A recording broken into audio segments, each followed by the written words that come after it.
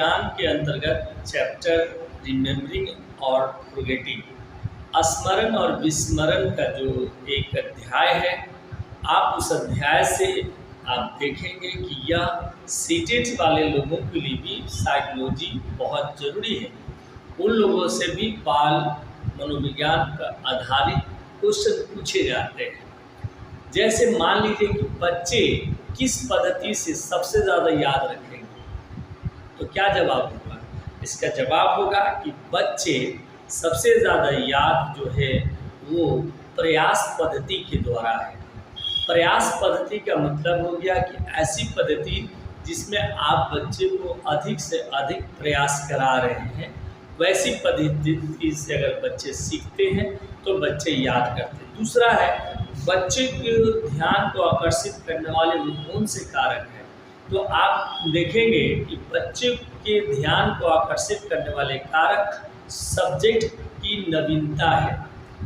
बच्चे वहाँ पर सबसे ज़्यादा इंटरेस्ट लेते हैं जहाँ पर बच्चे देखते हैं कि इसमें जो है नवीन चीज़ है, नवीन वस्तुओं को लाया गया है, तो बच्चे वहाँ पर रुचिकर ज़्यादा होते हैं और उसको सीखते हैं। तीसरा है कि बच्चे भूलते कैसे हैं? तो आप ये समझिए कि बच्चे तभी भूलते हैं जब बच्चे उसका अभ्यास नहीं करते हैं, जब बच्चे उसका पुनरावृत्ति नहीं करते हैं तो बच्चे भूलते हैं। तो यह वीडियो आपके लिए बहुत खास हो सकता है यदि आप सीटेट की तैयारी या आप बीपीएससी मास्टर की तैयारी कर रहे हैं, तो यकीन जानिए ये वीडियो आपके बच्चों से रिलेटेड जो क्वेश्चन बनता है उसके लिए एक कड़ी का काम कर सकता है। आइए हम जानते हैं कि जो स्मृति जो होती है हमारे अंदर वो कैसे होती है, बच्चे कैसे स्मृति को जो है वो आप बनाते हैं। हम जो कोई चीज़ सीखते हैं, हम कोई चीज़ समाज में, स्कूल में, फैमिली में है, तो वो हम कहीं ना कहीं अपने मस्तिष्क की स्मृति में उसको रख लेते हैं।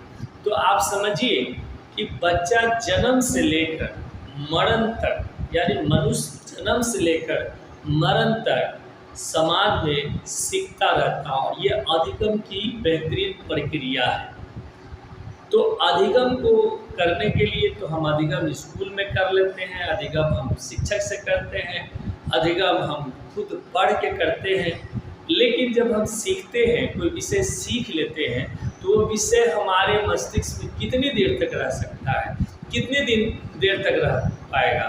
तो वहाँ पर आप समझिए कि आपका सीखा हुआ जो आप सीखते हैं तो वो स्मृति जो है आपकी वो 3 तरह से बनती है। पहला बनती है आपकी कि वो सांवेदिक स्मृति होती है। इसमें आपका वस्तु का आकार, प्रकार, रंग, रूप कैसा है, कितना आपने सीखा है, तो इस तरह से ये आपके मस्तिष्क में बनती है। दूसरा होता है अल्पकालीन।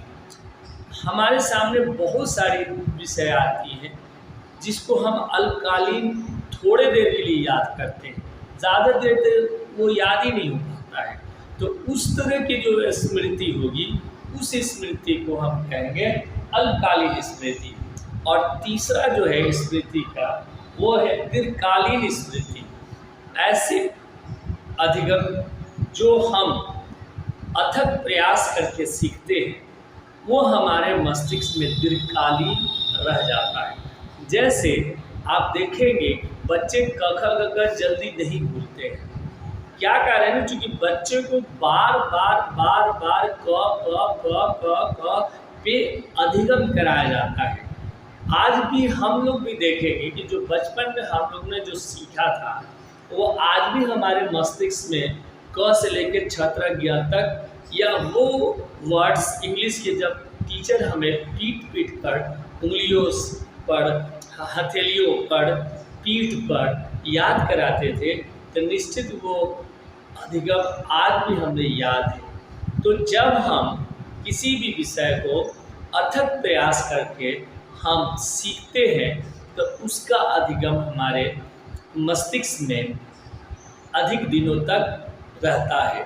तो आप यह समझ के, अब स्मृति क्या है? स्मृति एक जटिल प्रक्रिया है। यह एक इतना आसान प्रक्रिया नहीं है, एक जटिल प्रक्रिया है विषय को बरकरार कैसे रख सकते हैं। तो विषय को बरकरार रखने का बेहतरीन तरीका है कि हम प्रतिदिन प्रति विषय को देखें। प्रतिदिन हम प्रति विषय पर थोड़ा थोड़ा समय दें तो हमारा विषय जो है वो बरकरार रह सकता है। जो शिक्षक हैं जिन्हें सीटेट या बीपीएससी की तैयारी कर रहे हैं, वैसे लोग चाइल्ड साइकोलॉजी का अध्ययन कर ले। जिन पियाजे का हमारा पिछले में वीडियो है, आप जाकर उन वीडियो को भी देखें कि अधिगम के जिन पियाजे का क्या सिद्धांत है।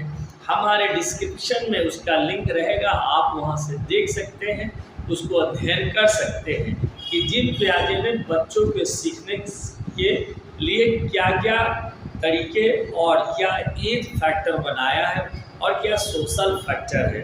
तो आप वहां जाकर हमारे YouTube पे जाकर आप मेरे पिछले मनोविज्ञान के क्लास को भी आप देख सकते हैं। निश्चित तौर से ये वीडियो आपको हेल्प करेगा और नेक्स्ट हम फिर आपके लिए इसी प्रकार से छोटे छोटे वीडियो के माध्यम से हम आपको मनोविज्ञान के प्रश्नों का उत्तर देते रहेंगे।